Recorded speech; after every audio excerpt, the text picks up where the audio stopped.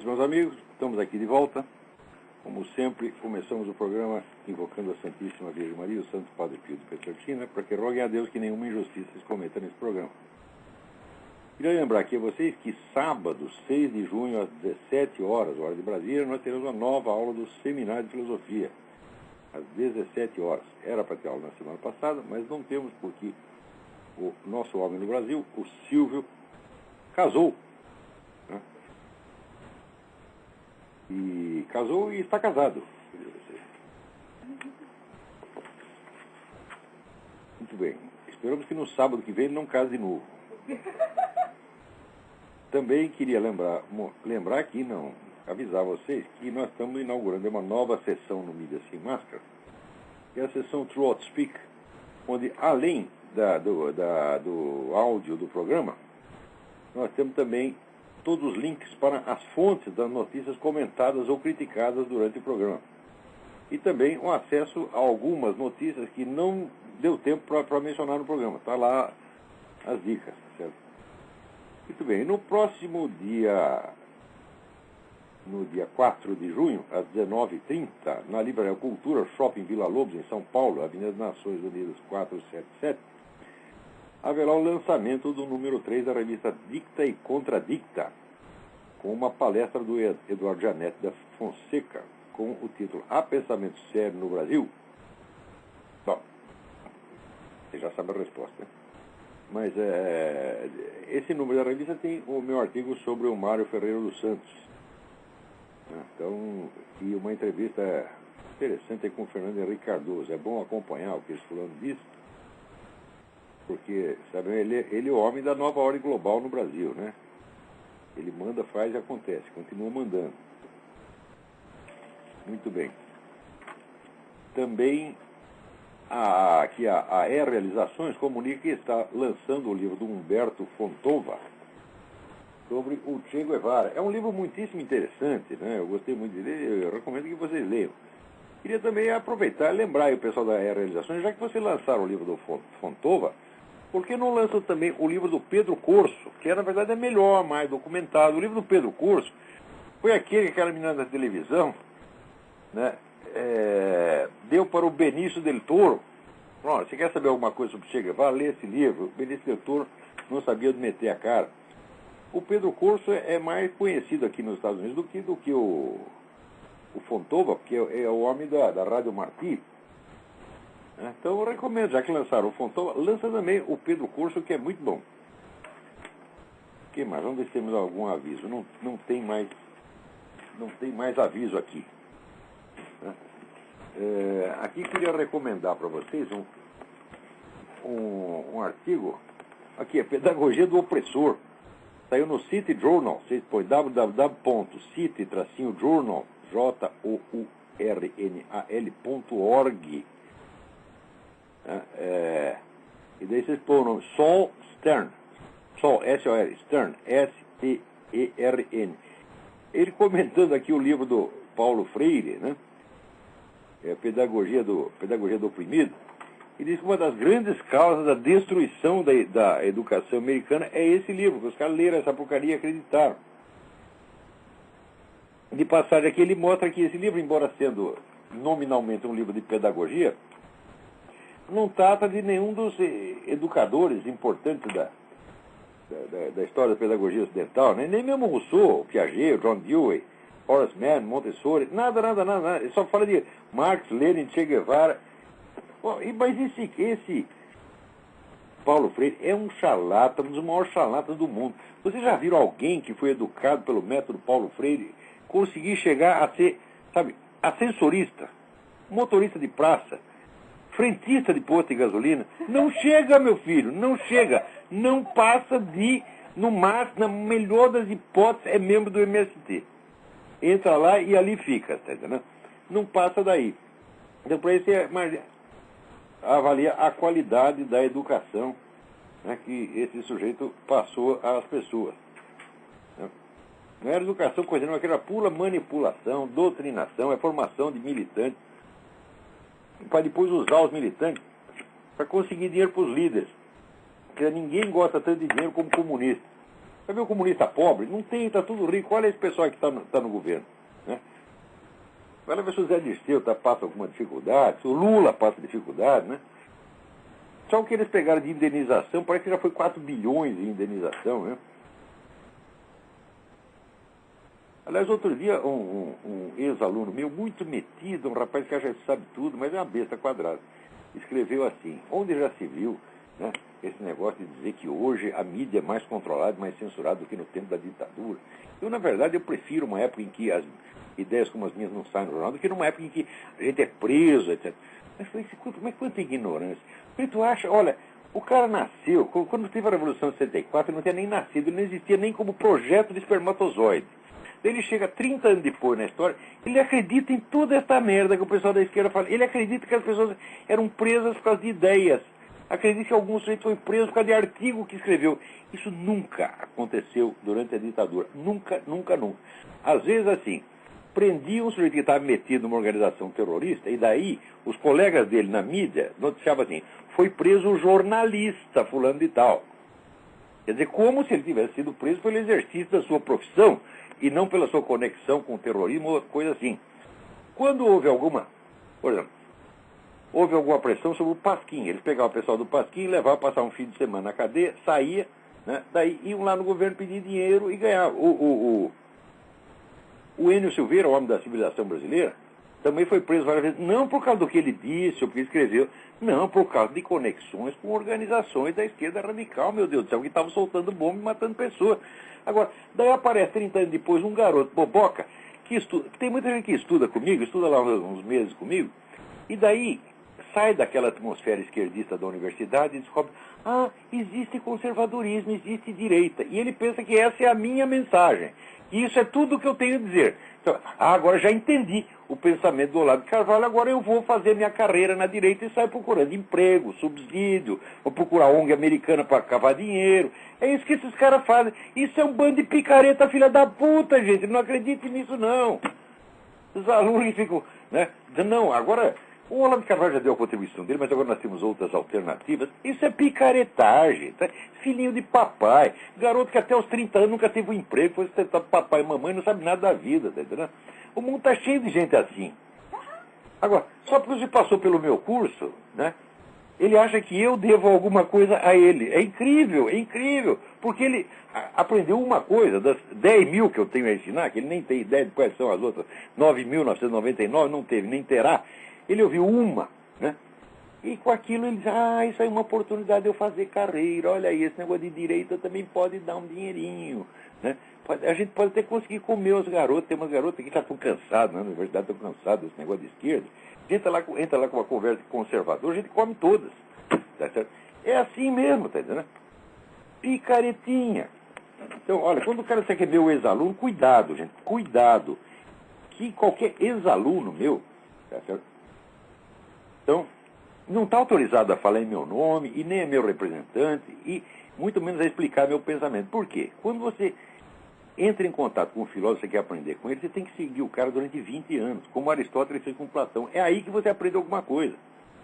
Então, aluno meu sério está lá no seminário de filosofia, pessoa que já estudou comigo 8, 10 anos atrás, e que agora está lá no seminário de filosofia, complementando os seus estudos, aprendendo o método filosófico, e não apenas absorvendo uma ou outra opinião solta, e saindo por aí, né, representando agora aquela opinião. Pô, que é? Toma cuidado com essa gente, pô. Eu entendo porque que a direita está na merda que está. Porque pelo menos na esquerda o pessoal sabia, quando tinha algum intelectual de certo peso, eles respeitavam, eles obedeciam, tá certo? E na esquerda, na direita não. Aparece um sujeito que sabe alguma coisa, os outros imediatamente ficam morrendo de inveja, querendo matar o cara, tá entendendo? Ele sempre pensa assim, mas que injustiça de Deus, porque ele e não eu, né? Quer dizer, é porque eu estudei durante 40 anos, desgraçado. Não é que assim, eu ouvi 2 ou 3 coisinhas, sair repetindo e falando besteirinha, fazendo jornalzinho, estudando para brilhar. O que é isso? Né? Então, tá cheio de gente assim. Agora aqui, outro dia para mim escreveu um rapaz que eu não estou dizendo que ele seja um desses. Tá certo? Ao contrário, me parece até um rapaz bastante honesto. Que é aqui o Lucas Mendes, escreveu para mim, né, reclamando de um treco que eu tinha escrito. Que eu falei que O pessoal liberal toma a liberdade como um princípio, e a liberdade não é um princípio, a liberdade é apenas uma regra pragmática, essa é uma regra prática, que só pode ser aplicada com certas limitações, porque se você aplicar ela indefinidamente, ela leva a contradições e acaba virando o seu contrário. Mas um princípio, isso é um preceito elementar de técnica filosófica. Um princípio é uma regra universal que pode ser aplicada indefinidamente sem jamais levar a contradições, como, por exemplo, o próprio princípio de identidade, ou o princípio fundamental do direito sum, quique tribuere, dar a cada um o que é seu, tá certo? Sem prejulgar se o que é seu é uma propriedade material ou uma honraria ou qualquer coisa, quer dizer, simplesmente atribuir a cada um o que lhe pertence, o que cabe a ele, tá certo? Então, essas regras podem ser aplicadas indefinidamente sem jamais levar a contradição. Mas, por exemplo, né, a liberdade, quando você diz, a liberdade de um termina onde começa a do outro, tá certo? Você percebe que até aí você não disse nada, porque quem é que vai delimitar, quem delimita, né, as fronteiras entre as liberdades? O próprio princípio não diz qual é essa fronteira. Então tem que entrar um outro elemento de fora e demarcar a fronteira. Então, aquilo que depende de uma segunda regra, não é um princípio jamais, meu Deus do céu. Um princípio é como um axioma em geometria, uma coisa que está no começo. Por isso é princípio. Vê se vocês entendem. É difícil entender. Princípio é aquilo que está no princípio, quer dizer que não tem nada antes, meu saco. Então você chega lá, vai estudar geometria de Euclides, tem lá a definição de ponto, reto e plano. Essa definição não depende de nada do que vem depois. Elas determinam o resto e não são determinadas por nada. O princípio é isto, meu filho. Agora, o princípio da liberdade não pode ser um princípio. Por quê? Porque ele depende da definição da liberdade, depende da definição da fronteira da liberdade, depende de uma série de outras coisas. Então ele está logicamente subordinado a outros elementos. Então não é um princípio, não tem aplicabilidade universal. Nem isso esses caras entendem, entendeu? Então daí o Lucas aqui reclamou e falou, não, mas você está enganado, porque o pessoal libertarian, né, eles têm, o princípio deles é o axioma da não agressão. Né? Nenhum homem ou grupo de homens pode cometer uma agressão contra a pessoa, a propriedade de outra pessoa. A isso podemos chamar de axioma da não agressão. Meu Deus do céu, a definição de agressão, o que não é agressão. Por exemplo, você olhar feio é agressão, não é? Você dizer que um vigarista é agressão ou não é? Você mandar um sujeito tomar no cu é agressão ou não é? O princípio não é auto-evidente, não é auto-explicado, ele depende de uma série de outras coisas, ele é limitado por outras considerações, então não é um princípio de maneira alguma. Daí eu expliquei isso para o Lucas, ele falou, pô, entendi, é verdade, tá? Né? Daí, continuei aqui explicando para ele, né?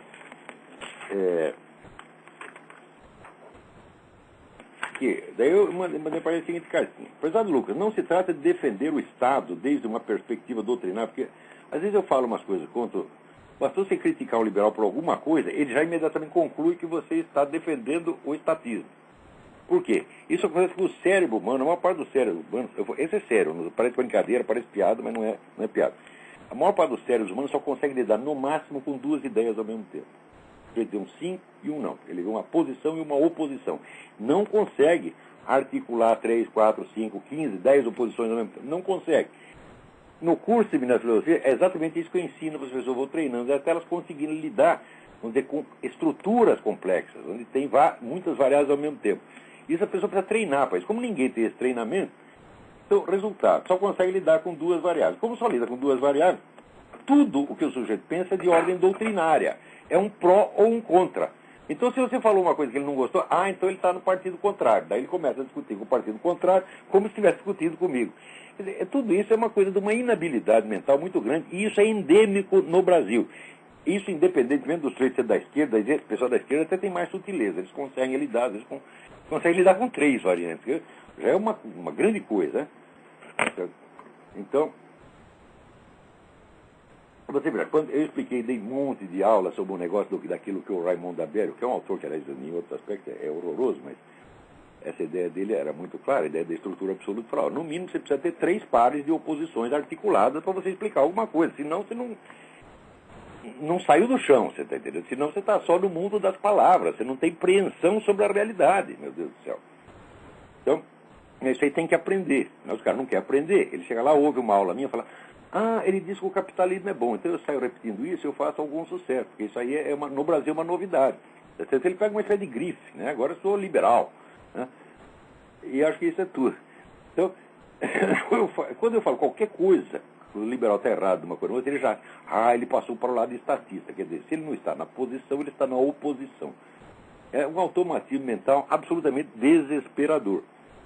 Daí eu estou explicando aqui para o Lucas, né? Não se trata de defender o Estado desde uma perspectiva doutrinária, mas simplesmente de observar que no presente quadro do mundo, cada pedra que se joga num Estado nacional, com os mais lindos pretextos liberais ou libertários que se possa imaginar, é mais uma que se acrescenta à construção do Estado mundial.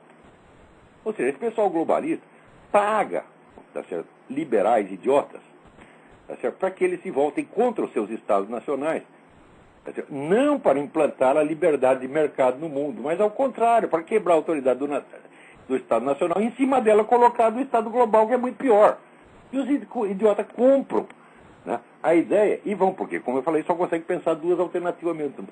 O Estado é ruim, liberdade de mercado é boa, então estou sempre a favor da liberdade de mercado. Eu digo, mas se chega lá para você, o Rockefeller, né, te dando dinheiro para você pregar a liberdade de mercado, você sabe que ele está fazendo isso, não é porque ele adora a liberdade de mercado, ele detesta a liberdade de mercado. Ele gosta de um bom monopólio. É porque ele quer enfraquecer o governo do seu país para a ONU, a Organização Mundial do Comércio, a Unesco, até mandar no seu país, a Organização Mundial da Saúde, a Comunidade Europeia, todos esses organismos internacionais estão se constituindo como Estado hoje. E às vezes se constroem sob os escombros dos Estados nacionais, cuja destruição foi empreendida por quê? Por pessoal que é a favor do governo mundial? Não, por libertários que não enxergam um palmo dentro do nariz. Então, é isso que eu estou explicando. Então, não existe no mundo real a oposição esquemática entre estatismo e liberdade de mercado. Isso é importante entender. Estatismo e liberdade de mercado se opõem conceptualmente, abstrativamente, doutrinariamente. Mas, no mundo real, a luta não é entre essas duas coisas. Há outras disputas cruzadas com essa que complicam o negócio formidavelmente. Mas o pessoal não sabe. Vamos dizer, para você sair do plano do puro abstratismo e chegar a ter uma apreensão no mundo real, você precisa de técnica filosófica, você precisa aprender. Não é para qualquer... Olha, você apreender cognitivamente um objeto do mundo real é como você desenhar. Né? Para desenhar, você precisa medir o objeto desde várias direções. Você precisa criar várias linhas de observação diferentes, e daí você vai medindo e recompondo. Peraí, a pessoa que está na linha vai esperar que eu agora estou no meio da frase.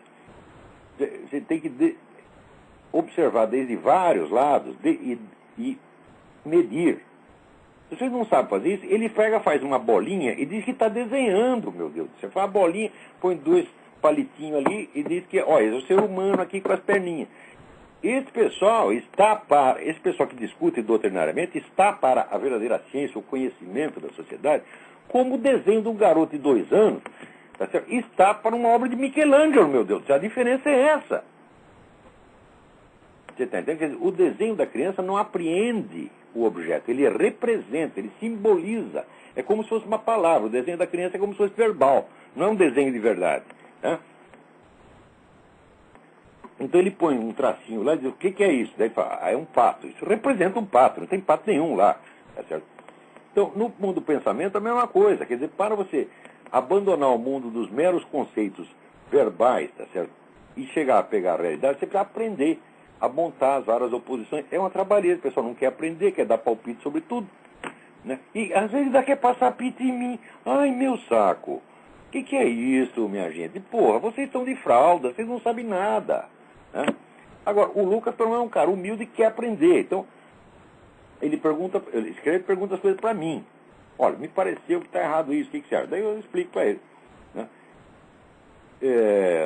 Não existe no mundo real oposição esquemática entre estatismo e liberdade de mercado, mas um jogo de tensões contraditórias, onde a luta pela liberdade de mercado acaba servindo de instrumento ao globalismo. Portanto, a extinção da própria liberdade de mercado junto com a das demais liberdades. Posições doutrinárias abstratas são um vício juvenil do qual já me livrei faz tempo. Infelizmente, como todo mundo no Brasil só pensa doutrinariamente, cada análise que faça uma situação de fato acaba sendo interpretada como tomada de posição em favor de alguma doutrina. Daí o Lucas falou, o negócio é mesmo mais complicado do que eu tinha pensado. Tá? Ele concordou, entendeu o que eu estou falando. Né? Daí eu termino de explicar para ele, eu não sou contra o libertarianismo, porque eu não sou contra doutrina nenhuma. Todas as doutrinas fazem sentido. Presta bem atenção. Considerando em si mesmo e abstratamente, nenhuma doutrina é totalmente errada. Nenhuma. Tá certo? O problema é quando você tenta olhar a realidade dos fatos através delas. Aí aparecem incongruências, lacunas, buracos, né? Problemas, etc.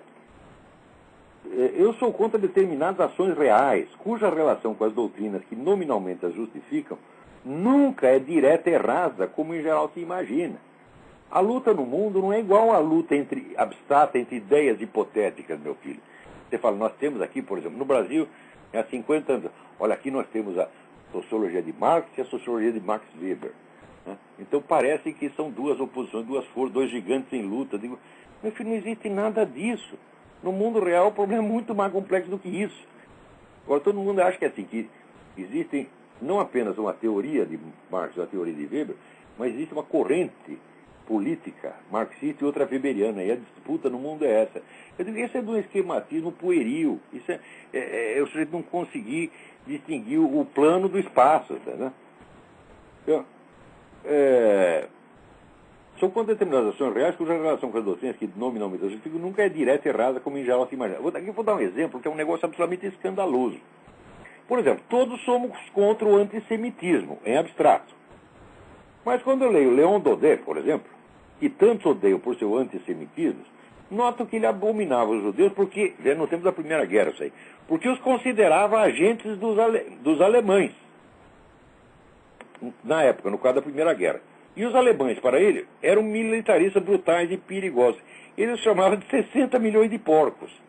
Quer dizer, o sujeito odiava o alemão visceralmente. E como ele achava que o judeu trabalhava para o alemão, ele odiava o judeu um pouquinho. Resultado, todo mundo, antissemita, antissemita.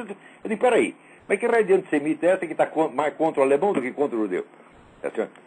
Logo em seguida, como não poderia deixar de ser, foram os nacionalistas da linha Daudet que mais enfaticamente pregaram a guerra contra a Alemanha nazista. Enquanto os liberais e socialistas, nominalmente amigos dos judeus, preferiam afagar Hitler em troca de falsas promessas de paz, fortalecendo assim o inimigo matador de judeus. Então você está entendendo? Eu sou contra o Leon Daudet porque ele é antissemita. Eu digo, sim, mas ele é antissemita, mas ele quer fazer guerra com a Alemanha. E os seus aparentes pós-semitas ficam lá afagando o judeu, afagando o Hitler, enquanto o Hitler está matando milhões de judeus. Porra! Está vendo que a oposição entre as ideias nem sempre é a mesma oposição que aparece na vida real, gente. Você precisa saber montar as várias linhas. Tá certo? A gente tenta ensinar, eu quero, mas é difícil, eu não quero aprender, não, eu só quero dar palpite. Então, daí essa semana também me aparece aqui, ó, outro liberal, libertário aqui, o Diogo Costa, escreveu um negócio lá reclamando de mim, e daí me manda um e-mail pedindo para não bater nele. Diz, mas o que é isso? O que é isso? Tu escreve contra mim, meu filho? Tu aguenta, seja homem, aguente. Eu não estou contra você, não, eu gosto muito de você, Diogo, mas, peraí. Olha o que você disse de mim. Pelo amor de Deus. Tem que haver saco, viu? Aqui, ó. Segundo seu recente podcast, escreve ele num artigo publicado no Ordem Livre, chegamos a um consenso sobre as virtudes do livre mercado. Os pontapés liberais agora só acertam o cachorro morto. Hoje até os comunistas conseguem concordar com a superioridade da economia liberal. Ô Diogo, eu nunca disse isso. Quem disse isso são os liberais. Existem milhares, milhões de exemplos desse triunfalismo liberal. Desde do começo dos anos 90. Todos dizem, agora vencemos, agora a economia de livre mercado venceu, provou sua superioridade, acabou. Eles falaram isso durante 10 anos e você vem dizer que sou eu que estou falando? Eu estou dizendo exatamente o contrário, só que é sutil demais para você perceber, rapaz. Eu estou dizendo que esse blá blá blá em torno de livre mercado, às vezes não é para defender o livre mercado, às vezes é só para enfraquecer um Estado nacional, de modo que venha o Estado global e domine a situação. Agora, você me atribui uma ideia boboca que é justamente o que eu estou dizendo. Esse triunfalismo liberal, muitas vezes, foi usado como instrumento do globalismo. E não duvido que você, essa turma do Cato Institute, muitas vezes tenha colaborado com isso sem perceber. Porque essa turma do Cato Institute, como acha que, vamos dizer, os princípios do Murray Rothbard são sacrossantos, é aquele negócio da doutrina da não agressão, essa coisa toda, não são capazes de raciocinar na relação dinâmica, dialética, complexa entre moral, religião, política, economia, etc. Não, é tudo doutrinário, é tudo esquemático. Então, por exemplo, eles acham que nós não podemos proibir o aborto, porque daí é a autoridade do Estado que está sendo imposta, nós não podemos ser contra o Estado. Eu digo, meu saco, por que você é contra o Estado proibir o aborto e não é contra o Estado ajudar o aborto? O que é isso? Pô, eles estão confundindo. Aí não é um problema de Estado e não Estado, é outro problema completamente diferente. E se articula com o problema do estatismo, é claro, mas não se articula dessa maneira rasa, mecânica, como você pensa. Então, Diogo, você tem que treinar mais um pouco, viu? Agora, diz ele aqui, a verdade é que poucas vezes no mundo pós-guerra a liberdade econômica esteve tão impopular e arriscada quanto no presente momento. É claro! É claro que é isso. Por quê? Esse pessoal globalista não dá ponto sem nó. Eles sabem jogar dialeticamente com as coisas. Eles mesmo incentivam uma onda de entusiasmo de livre mercado, tá certo? Para enfraquecer as defesas nacionais, e daí cria uma crise, daí eles dizem, está vendo? O liberalismo fracassou, o experimento liberal deu errado. Hoje mesmo está essa besca desse ex-ministro Bresser Pereira, aqui, dizendo aqui, olha aqui, a esquerda e a crise, saiu, como não poderia ser, na Folha de São Paulo. A Folha de São Paulo adora esses idiotas. Aqui, diz aqui, o desastre, o Bresser Pereira foi um dos piores ministros da economia que nós já tivemos. O fracasso dele no ministério, né, como diz o Nelson Rodrigues, o fracasso subiu-lhe a cabeça. Foi que tudo que ele fez deu errado, né, daí ele achou que sabe tudo. O desastre econômico que estamos vivendo é consequência da hegemonia nos últimos 30 anos do neoliberalismo. Uma ideologia de direita que desregulou os mercados financeiros. Desregulou os mercados financeiros? Ô moleque bocó! Você acha que ONGs trabalhando para movimentos globalistas, atrelados a partidos políticos, forçando, através da militância, os bancos a dar empréstimo para milhões de pessoas que não podiam pagar, isso aí é desregulamentação? O mercado está entregue a si mesmo? Não, senhor! O mercado foi submetido a pressões políticas por vocês mesmos, gente da esquerda, que comeram dinheiro pra caramba com essa brincadeira. E agora vem dizer, tá vendo? O neoliberalismo fracassou. O neoliberalismo fracassou porque não põe todos vocês na cadeia, que é o seu lugar. O lugar de Barack Obama é na cadeia, o lugar de Lula é na cadeia. Isso é um bando de ladrões. Gente que só destrói a economia nacional para depois dizer que ela está ruim e que precisa de um change. Né? Ó, o Bresser Pereira, tu entende de economia, tanto que eu entendo de criação de galinha de Angola. Tá entendendo? Que a última galinha de Angola que eu vi é que eu tinha 7 anos de idade. Peraí, tem alguém na linha aí? Alô? Olavo? Eu? Fernando aqui do Rio de Janeiro, tudo bom? Fernando, tudo bem? Olha só, sobre esse tema que você está falando, uma vez eu li aquele livro acho que é do Rothbard, que você citou agora, aquele Ethics of... Muito inteligente, muito interessante, adorável sob certos aspectos, mas às vezes é de um esquematismo, de uma rigidez lógica que não é incompatível com a realidade. Isso é falta de formação filosófica real. Ele tenta ali construir todo um modelo de sociedade a partir do direito de propriedade. Vale a mesma crítica? Impossível, porque a propriedade não é um princípio, meu Deus do céu. Uhum. A propriedade decorre de certos princípios. Por exemplo, o princípio do direito que eu acabei de citar, sum quique attribuire, dar a cada um o que é seu. Entre o que pertence ao indivíduo, por exemplo, o mérito dele assegura um certo respeito. Esse respeito cabe a ele. Não é uma propriedade no sentido econômico. Então, entre as várias coisas que cabem ao indivíduo, está também a propriedade material. Ela é uma decorrência de um princípio anterior, não é um princípio de maneira alguma. Agora, o sujeito precisa ser muito burro em filosofia para não perceber uma coisa dessa. Uhum. Um princípio não pode levar a contradições. Isso é básico. Agora, quando você fala propriedade, né? Bom, quem define a propriedade? Dependendo da definição da propriedade. Meu filho, se um princípio depende de uma outra definição, é a definição que é o princípio, e ele é uma consequência. Uhum. O princípio é o que não depende de nada. Como, por exemplo, A igual A. Não importa o que seja A, vai ser igual a A. Isso é um princípio, está entendendo? Agora, fala propriedade não é um princípio, porque depende da definição da propriedade, a definição da propriedade depende daquilo, depende de outro, depende de outro, depende de outro. Então, a propriedade é uma consequência remota numa longa cadeia de raciocínios. Ela não é um princípio, portanto não tem aplicabilidade universal. Agora, isso aí deveria ser ensinado para as crianças desde que elas têm 15 anos de idade, está entendendo? Agora, chega aí grandes economistas, grandes pensadores, então não sabem isso. E interessante é que eu fui estudar essa questão da propriedade, porque ele fala da propriedade num sentido assim, é uma hipertrofia, né? É um super direito de propriedade, incontestável, absoluto. Claro, se você toma a propriedade como princípio, então a propriedade é tudo. Mas daí você chega às situações, por exemplo, como é que o libertário resolve o problema do feto? O feto é uma propriedade da mãe ou ele é uma criatura autônoma que tem a sua própria propriedade? Pelo princípio libertário não dá para resolver uma coisa dessa. Você coloca esse problema libertário, ele começa e não sabe o que dizer. E no fim acaba achando que aborto é lindo. E eles sempre citam a questão da Inglaterra, etc e tal. Eu fui estudar essa questão da propriedade na Common Law e não existe, nunca existiu historicamente. A Common Law nunca concebeu, até porque é um direito de origem medieval. Claro, a propriedade medieval era uma coisa complexíssima. A propriedade era... É uma mixórdia. Milhões de considerações, até o mérito do sujeito.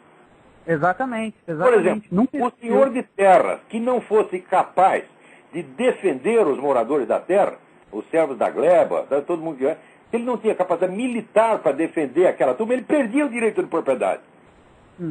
Exatamente. Quer dizer, a propriedade não era uma coisa, um direito em si, ela era derivada de outras coisas. A propriedade é um negócio altamente complexo. Ela é uma consequência, ela não pode ser um princípio. Então não é que o Rothbard esteja errado de defender a propriedade, eu também defendo. Ele não está errado de defender o livre mercado, eu também defendo. Mas o problema é o seguinte, meu filho. Eu sou um filósofo, eu sou um profissional da coisa. O Rothbard é um amador. E os discípulos do Rothbard são mais amadores ainda. Amadora também. Ayn Rand é outra amadora.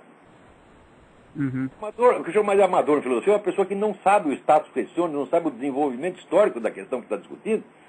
Então acaba reinventando a roda. E quando reinventa a roda, reinventa quadrada, ou triangular, reinventa errado. Então comete erros que já foram corrigidos 1000 anos, 1500 anos atrás. Então é um amador, está entrando na conversa sem saber do que nós estamos falando. Olha aqui, sem desculpa, que a conversa aqui entre eu, Platão, Aristóteles, Leibniz, não é para qualquer um, gente. Vocês entrem aqui com respeito, vocês tiram o chapéu e pedem a benção quando entrar. E não vem com essa história de Diogo Costa, não bata em mim. Não, Diogo, bate sim porque você é um rapaz de talento, você tem que aprender, e é melhor você se corrigir desde já. Tá certo? Então, organizar a sociedade é dar a cada um o que é seu. Isso é um princípio do direito. Os juristas romanos eram gênios. Eles não falaram do direito de propriedade, falaram a cada um o que é seu, o que lhe cabe. Entre outras coisas, a propriedade material. É lógico. Mas, por exemplo, uma patente militar, o sujeito é general, tem autoridade general, isso lhe cabe. Não é propriedade no sentido material, não deriva do direito de propriedade. O general pode não ter onde cair morto. Veja, Napoleão, quando caiu do burro, foi lá para a ilha de Elba, ele ainda era o general. Você está entendendo? Por isso lhe cabe. Ele não tinha propriedade, tinha dinheiro, tinha nada, tinha onde cair morto.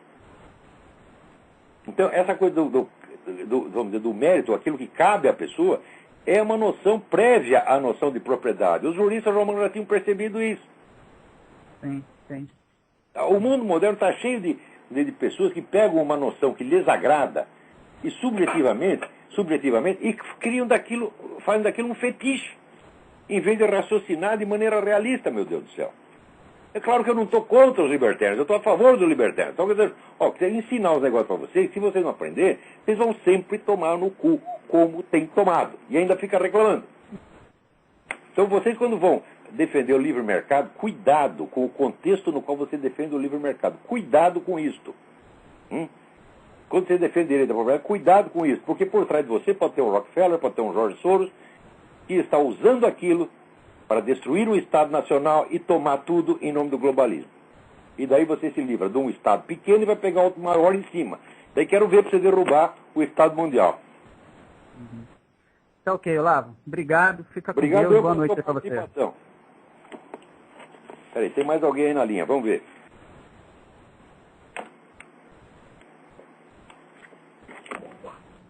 Alô? Alô? Professor Olavo? Eu?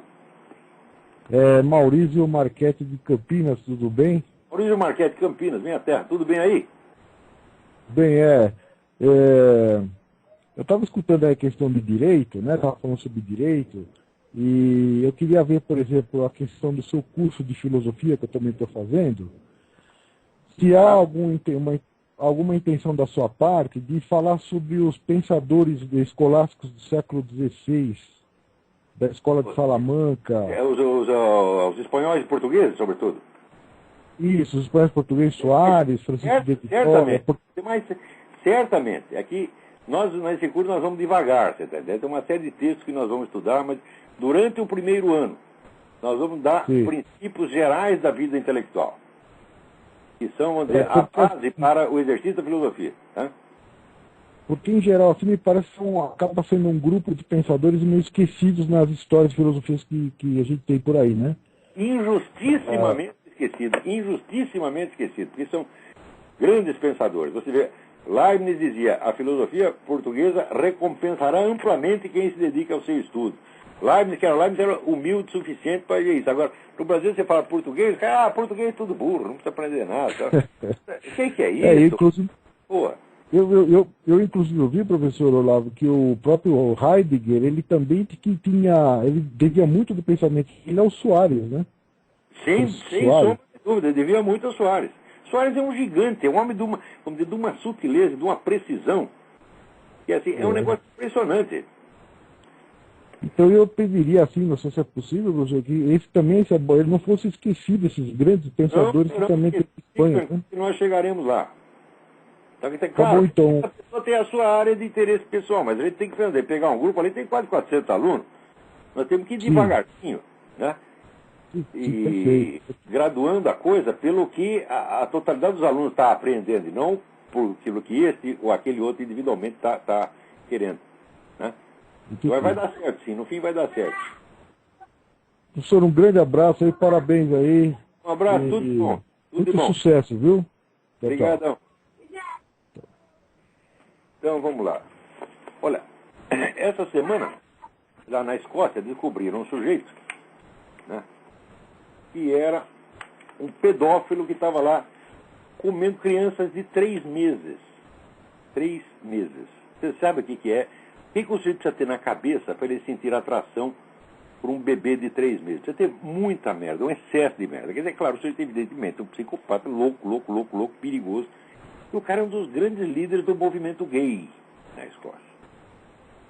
Essa notícia chega na mesma semana em que o Barack Obama está aqui nomeando um cara do movimento gay para ser o fiscal czar da educação aqui nos Estados Unidos. Veja, por trás desse negócio de movimento gay, tá certo? E com esse pretexto, né, assim, não discriminação, esse pessoal quer fazer clientela para pedófilo. Tá certo? Esse negócio, inclusive, de pedofilia na igreja, que o pessoal faz muito barulho, prestem atenção. Leiam o livro do Michael Rose, Goodbye, Good Man. Leiam, não contestem ainda na primeira, porque essa é a teoria da conspiração, dizer que o movimento gay infiltrou gente lá. Não, esses são os próprios psicólogos que confessam que fizeram isso. Nós fomos colocados lá dentro dos seminários para selecionar especialmente o pessoal gay e botar fora do seminário os padres vocacionalmente dotados. Isso foi feito durante 30 anos, gente. O efeito está aí. Você tá entendendo? E daí ainda vem a igreja pedir desculpa pelo mal que fizeram a ela. Você está entendendo? Porque um veio com essa viadagem, o outro veio com boiolice, quer dizer, covardia, fraqueza, respeito humano. Tá? O cara respeita mais a opinião pública do que Deus. O Deus ao qual ele professou servir. Tá certo? O Deus ao qual ele consagrou sua vida. Tá certo? Então, foda-se Deus. O que interessa é que o New York Times não fale mal de mim. É assim que esses caras pensam. Uns pensam que eles são boiolas, são covardes mesmo, e outros que são traidores, pagos, gente da KGB que está lá dentro. Para falar em KGB, ó, aqui, essa semana saiu um artigo muito interessante no Wall Street Journal, dizendo o seguinte: em 2 de junho de 1967, um policial da Alemanha Ocidental, né, deu um tiro fatal num estudante desarmado, estudante de literatura de 26 anos, durante uma manifestação em Berlim Ocidental. Né? O estudante chama Benno Ohnesorg. Então, o Benno Ohnesorg virou, né, o mártir da esquerda, né? Assassinado pela polícia fascista do Estado capitalista, cruel, pró-fascista, etc. E durante 40 anos teve que ouvir essa merda. Bom, agora acontece o seguinte, agora abriram lá os arquivos da Stasi, que era a polícia secreta da Alemanha comunista, da Alemanha Oriental. O que se descobre? O polícia, tá certo? Que se chamava Karl-Heinz Kurras, era um agente da Stasi, trabalhava para a polícia secreta comunista. É sempre assim. É sempre assim. Agora, esta semana, aqui nos Estados Unidos, o sujeito entrou numa igreja e estava lá o tal do Dr. Tiller, que é o sujeito que pratica aquele aborto long term, late term. Late term quer dizer que está no fim da gestação, o garoto está nascendo, está pronto, ele não só é viável, como ele já está pronto, ele está inteiro, ele está pronto para viver, a gente vai lá e mata.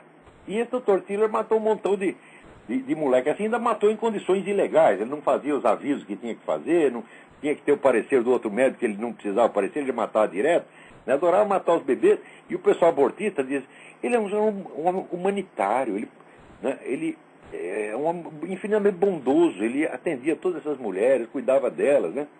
E o sujeito que mata um bebê que está inteiro, ele sabe que ele está matando um bebê vivo, ele não está matando uma coisa. É impossível você, 5 minutos antes do nascimento, você não sabe que o que tem lá dentro é um bebê, porra. Né? Daí um camarada entrou na igreja, encontrou lá o tal Dr. Tiller, deu-lhe um tiro, o Dr. Tiller foi para o Beleléu. Imediatamente a turma abortista lançou a campanha, falou, não basta punir o assassino, é preciso perseguir essas organizações pró-vida que ficam falando mal do aborto. São organizações fascistas que querem matar todo mundo. Mas foi a reação imediata, eles não esperaram para saber quem matou, porque matou, imediatamente já lançaram essa campanha. Né? Barack Obama naturalmente adorou, porque adora abortista, puxa saco de abortista. Né? Bom, muito bem. Passou 24 horas, a polícia revelou, o sujeito que matou é louco. É um cara que já cometeu outros crimes, é um doente mental. Está entendendo? Então, o que as organizações pró-vida têm que ver com isso? Quem é responsável pela maneira como um louco, clinicamente louco, entende o que você fala? Ou desentende o que você fala?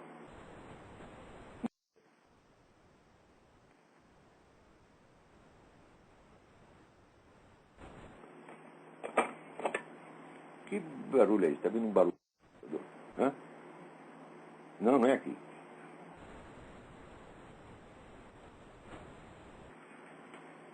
É um barulho estranho aí, me atrapalhando.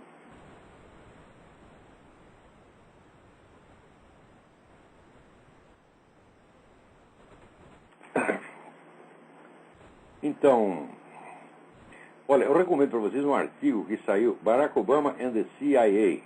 Saiu no Telegraph, telegraph.co.uk. Procura a coluna do Gerald Warner, Warner, Gerald Warner. Né? Ele se pergunta, por que esse presidente boiola odeia o seu país tanto? É President Pantywaist. Pantywaist é o equivalente em inglês do boiola. Né?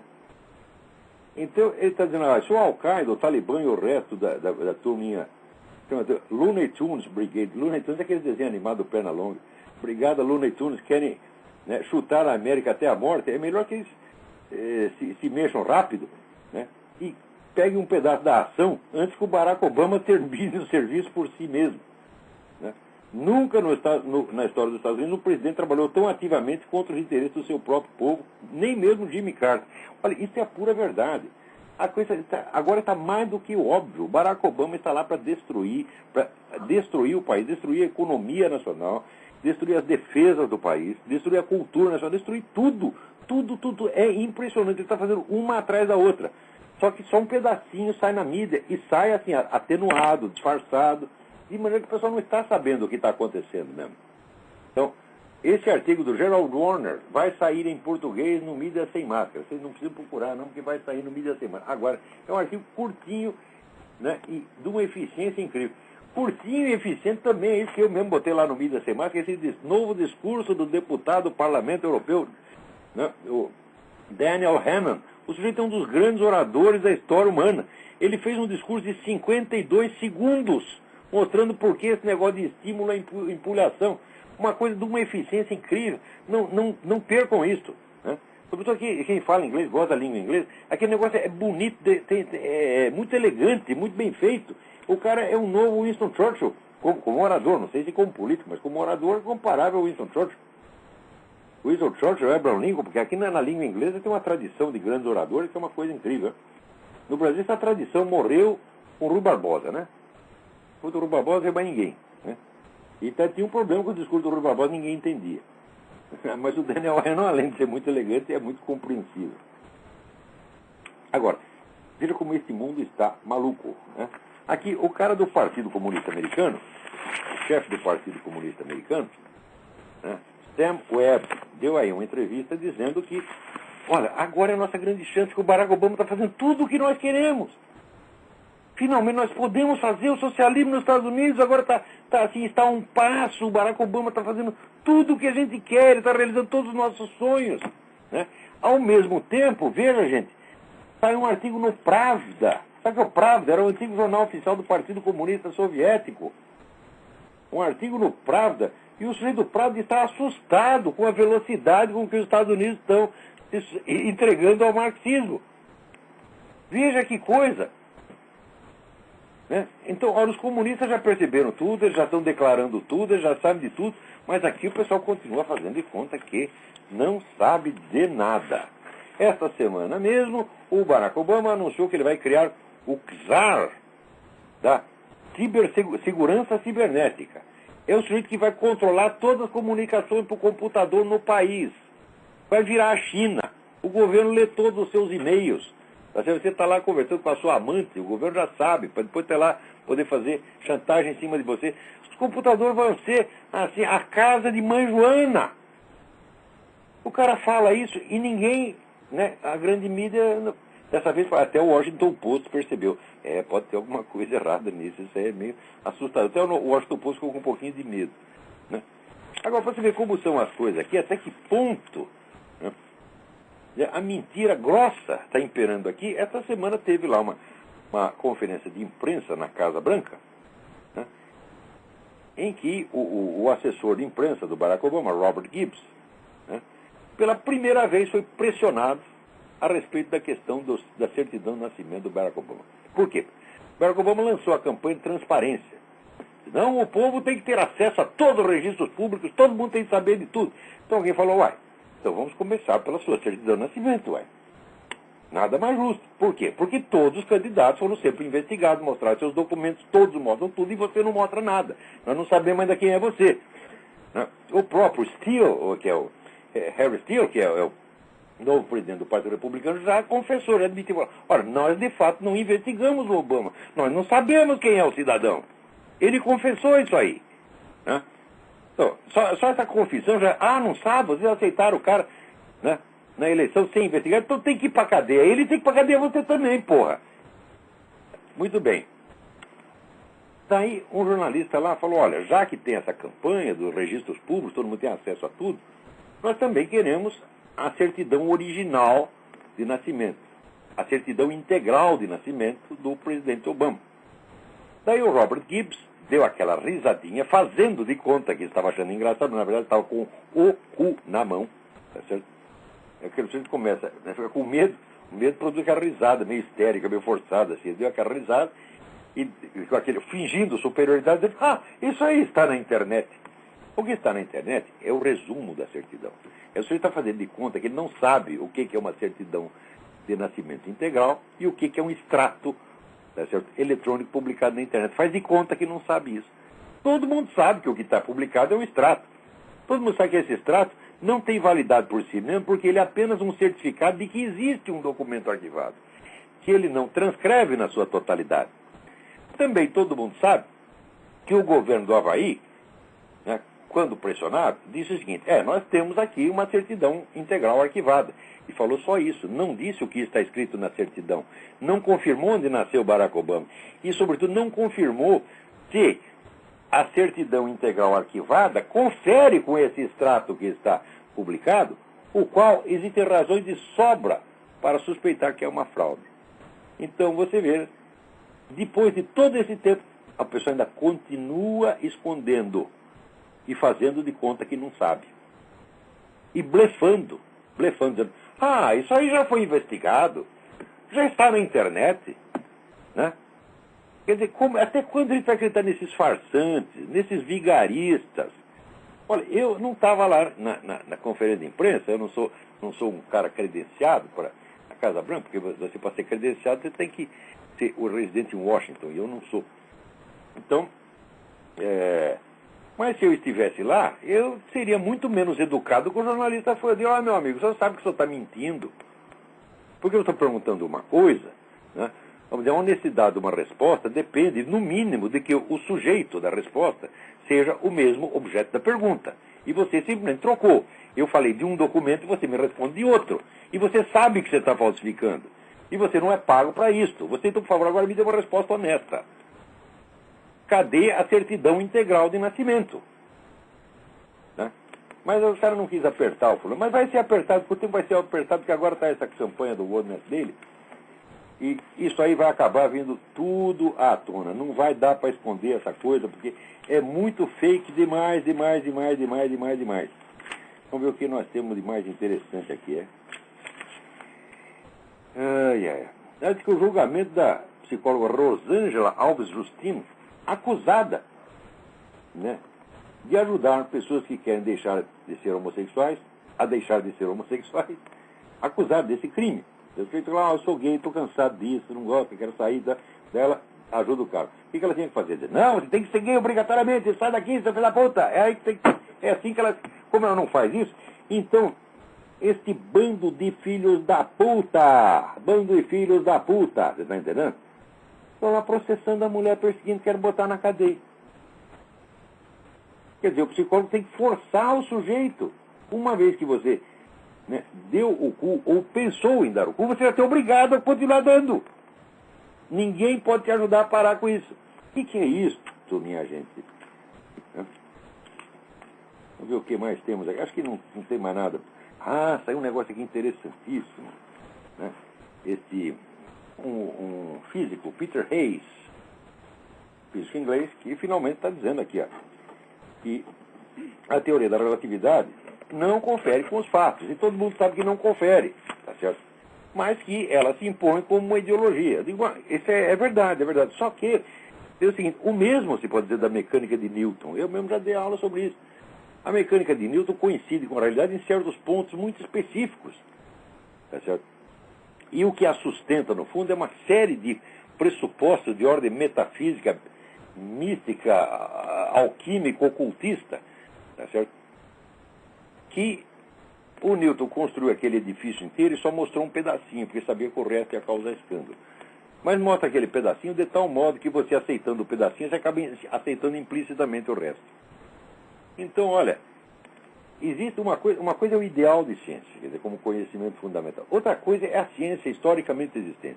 A ciência historicamente existente jamais pode se pavonear, jamais pode ostentar, tá certo, os méritos da ideia de ciência. Ela está sempre abaixo dessa ideia. Ela só realiza de maneira muito parcial e frequentemente caricatural. Então todo mundo fala ciência de boca cheia, como se a ciência historicamente existente realizasse aquele ideal de ciência. A ideal de ciência é um elemento estrutural na história do Ocidente. Se você perder esse ideal, você está lascado. Mas não quer dizer que simplesmente porque você fala em nome do ideal, você já realiza os méritos dele. Isso se faz em política como isso se faz em ciência. Quer dizer, muito desse pessoal que fala em nome de ciência, tá certo, são tão desonestos quanto o representante do movimento gay, o Barack Obama, ou qualquer outro desses filhos das putas. Né? Vocês não pensam que cientista é flor que se cheire, não. Tem mais empulhação na ciência do que na política, minha gente. E a da ciência tem consequências de muito mais longo prazo. Então vamos acompanhar a investigação aí desse professor Peter Hayes, que é muito interessante. Porém, fiquem sabendo que Não é só o Einstein que tem rabo preso, não. Newton já tinha. Então, peraí, tem algo. Agora aqui chegou uma notícia aqui, eu não sei onde saiu, e também não estou achando aqui agora, mas eu me lembro. Os professores no Brasil agora estão com medo de entrar na sala de aula, por quê? Porque os alunos os agridem. As escolas, tá certo, viraram antros de criminalidade. E digo para vocês, isto foi produzido de propósito pelas pessoas que dirigem a educação no Brasil.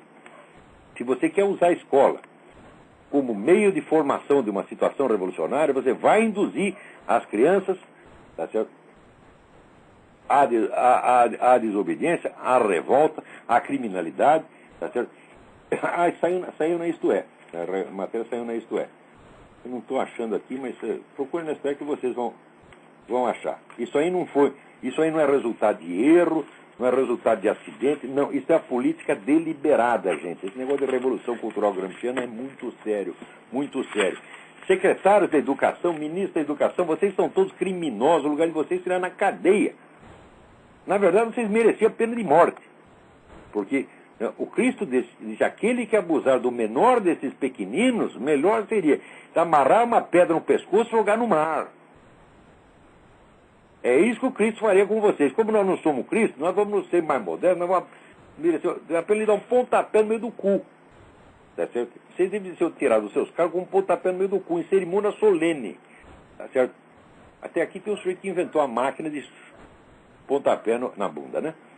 Assim, é um negócio que gira, tem várias botas, e as botas vão dando pontapé. Né? A gente devia importar umas dessas no Brasil para aplicar nos secretários e ministros da Educação. Então, até a semana que vem, muito obrigado a todos.